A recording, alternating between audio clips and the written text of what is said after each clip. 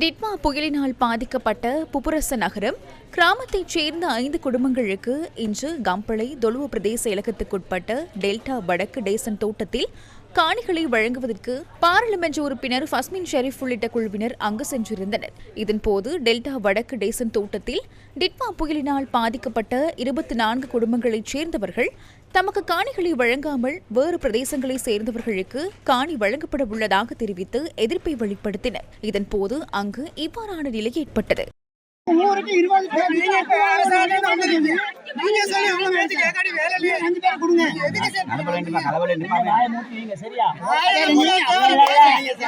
நீங்க எந்த கட்சின்னு தெரியும் நாங்க ஏமாத்த வரல.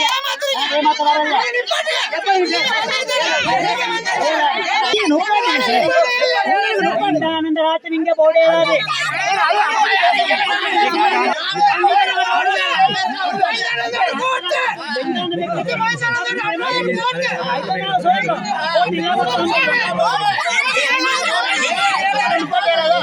நாங்கள் இன்று இடம் காணிகளை பகிர்ந்தளிப்பதற்கான முன்னேற்பாடுகள் செய்தோம். அங்கு கிட்டத்தட்ட 134 இடங்கள் உண்மையில் மக்களுக்கு பகிர்ந்தளிக்கப்படும். அதில் முழு கட்டமாக 5 பேருக்கு நாங்கள் அதை பகிர்ந்தளிப்பதற்கான நடவடிக்கைகள் எடுத்திருந்தோம்.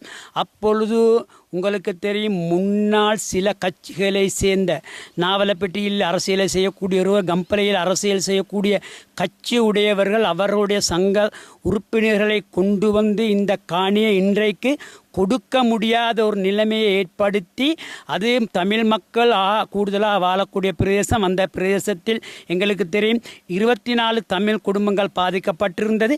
அந்த குடும்பங்களுக்கு நாங்கள் நிச்சயமாக அந்த பிரதேசத்தில் காணியை வழங்க வேண்டும். அந்த மக்களுக்கு தேவையான அவசியங்களை செய்வதற்கான திட்டமிடல்களை நாங்கள் ஏற்படுத்தி இருந்தாலும் அதை செய்வதற்கு இடையூறாக இன்றைக்கு அந்த 2 கட்சிகளையும் சேர்ந்த உறுப்பினர்கள் சில இடையூறு இட்ட மூலம் எங்களுக்கு அதை செய்யக்கூட முடியாமல் நின்று போகின்றது.